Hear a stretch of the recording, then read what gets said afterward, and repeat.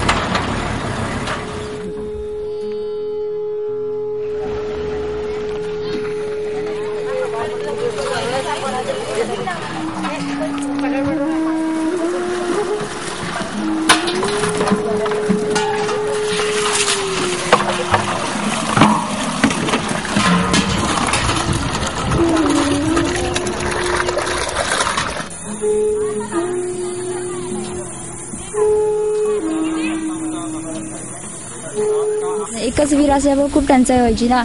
पाणी तर मिळायचंच नाही. रात्रंदिवस कष्ट करायला लागायचे. ते अर्ध्यांना मिळायचं, अर्ध्यांना नाहीच. चालायला खूप त्रास व्हायचा उन्हातून. रात्रीचं बाहेर पडलं तर आम्हाला पायाखाली म्हणजे काळोखातून अंधारातून यावं लागायचं, खास खळग्यातून. त्याच्यामुळे आम्हाला दिवसा जरा काहीच रानातलं काहीच काम मिळत नव्हतं. म्हणजे सकाळी पण नाही, संध्याकाळी पण नाही. दुपारी तर खूप उन्हाळा पडल्यानंतर काही बाहेर पडायला मिळतच नव्हतं. रत्नागिरीतल्या प्रत्येक गावाचा परिसर 20 ते 25 किलोमीटरचा. गावातली वस्ती विखुरलेली.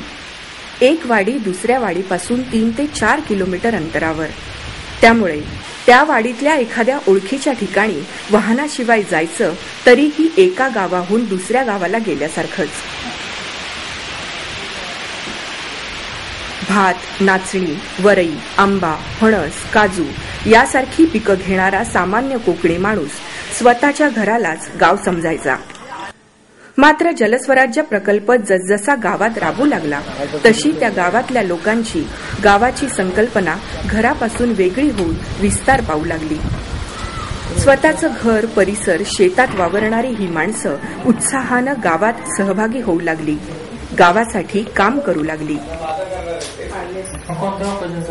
आजपर्यंत कोट्यावधीचा खर्च करून देखील अजूनही 150 ते 200 गावं जूनपर्यंत टँकरग्रस्त असतीलच. या सर्व गावांना आणि त्यांच्या आजूबाजूच्या सर्व वाड्यांना टँकरमुक्त करण्याचा निर्धार शासनाने जरी यापूर्वी केला असला तरी तो आजपर्यंत पूर्ण करता आला नाही. त्यामुळे जलस्वराज ही जी योजना सुरू झालेली आहे त्याच्यामध्ये ह्या सर्व गावातील आणि त्याच्या आजूबाजूच्या वाड्या वस्त्यांतील सर्व गावांना आणि लोकसंख्येला आम्हाला टँकरमुक्त करायचं आहे. या जलस्वराजमधून जलस्वराज हा प्रकल्प असा आहे की इथून याच्यामध्ये सर्व गावातील लोकांच्या पुढाकाराने आणि शासनाच्या सहभागाने त्या गावाचा प्रश्न गावांना सोडवायचा आहे. गावांच्या पुढाकाराने जी गावं स्वतःहून पुढे आलेली आहेत आणि ज्यांनी 10% लोकवर्गणी भरलेली आहे आणि स्वतः श्रमदान करण्याची तयारी दर्शवलेली आहे अशा गावांमध्ये ह्या योजनांची कामे प्राथम्याने घ्यायचा निर्धार सुरुवातीला या योजनेतून करण्यात आलेला आहे. अर्थातच जलस्वराज्य प्रकल्प गावात राबताना वेगवेगळ्या प्रकारच्या अनेक अडचणी येत आहेत. जिथे प्रकल्पाच्या सुवर्ण नियमावलीतच प्रकल्पाविषयीचा प्रत्येक निर्णय ग्रामसभेतूनच घ्यायचा हे ठासून म्हटलेलं आहे, तिथेच अनेक गावातली बहुसंख्य लोक रोजगार, मजुरी यासाठी गावाबाहेर असल्यामुळे ग्रामसभेचा कोरम पूर्ण होत नाही. तर कुठे ग्रामसभा, जलस्वराज्य प्रकल्प याला गावातल्या काही लोकांचा जोरदार विरोध असतो. मात्र गावाच्या विकासासाठी जलस्वराज्य प्रकल्प राबवायचाच या निर्धारानं पेटलेली माणसं 4-4, 5-5 किलोमीटर अंतरावरच्या वाड्यांवर जाऊन लोकांची मानसिकता बदलवू लागलेत.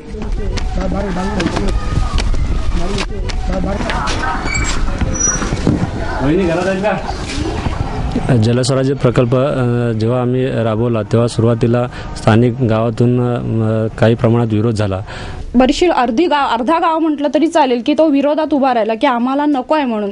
काही लोकांच्या वैयक्तिक विहिरी होत्या तर त्यांनी या प्रकल्पावर विरोध केला, परंतु त्यावेळेला संपूर्ण गावातील लोकांना ग्रामसभेच्या माध्यमातून प्रत्येक ग्रामसभेच्या पूर्वी महिला ग्रामसभा आम्ही घेतो आणि यानंतर जनरल ग्रामसभा घेऊन महिलांना असणाऱ्या अडचणी त्या सभेसमोर मांडल्या. तरी गावातल्या लोकांनी हार मानली नाही. जे काही पुढारी होते, सरपंच, उपसरपंच, ग्रामपंचायतीची कमिटी, महिला बचत गटातील काही कर्तृत्वशील महिला यांनी प्रत्येक आठवड्यातून 2 ते 3 दिवस ह्या जलस्वराज्याच्या प्रकल्पासाठीच त्यांनी घालवलेला आहे आणि वाडीनिहाय जाऊन प्रत्येक वेळी बैठका घेऊन त्यांनी लोकांना केल्या. ज्यावेळेस लोक विरोधात उभे राहिली त्यावेळी लोकांना त्यांनी काही बोलले नाही. ते त्यांचा विरोध पत्करून पुन्हा आले, पुन्हा त्यांच्याकडे गेले आणि अजूनही जात आहेत. सर्व लोकांना विश्वासात घेऊन त्यांचा विरोध आम्ही संपुष्टात आणला आणि त्यांना आज विश्वासात घेऊन संपूर्ण गाव एकमुखाने हा प्रकल्प चांगल्या प्रकारे राबवत आहे.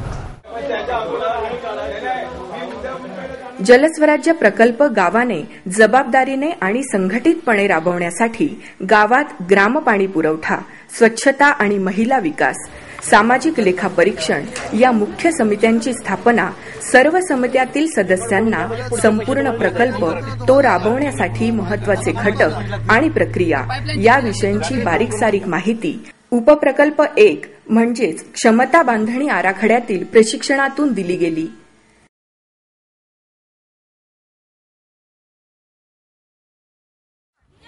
याच प्रशिक्षणाच्या बळावर गावातल्या लोकांना प्रकल्पाचा दुसरा टप्पा उपप्रकल्प 2 म्हणजेच गाव कृती आराखडा स्वतः बनवण्याचे ध्येय सहजपणे साधता आले. गावात विहिरी, पाण्याच्या टाक्या, पाईपलाईन, बंधारे यासारख्या पाणी पुरवठ्याच्या घटकांचा विचार, त्यांची आवश्यकता, त्यासाठी येणारा खर्च आणि प्रकल्प नियमानुसार द्यावा लागणारा रोख लोकवाटा, श्रमदान याचे काटेकोर नियोजन गावानेच केले. पाण्यासाठी आम्ही एक मोठी टाकी बांधून तिथून नळपाईप करून अशा 3 प्रकारच्या टाक्या आम्ही घेतलेल्या आहेत. त्या विहिरीतून दुसऱ्या टाकीमध्ये पाणी जाणार, त्या टाकीमधून दुसऱ्या टाकीमध्ये येणार. ते एका टाकीतलं जे पाणी आहे ते एका 2 वाड्यांना, मोठ्या वाड्या आहेत तिथून ते पुरवठा होईल आणि तिथून पाणी दुसऱ्या जे टाकीतून जाईल ते त्याच्यावर 4 वाड्या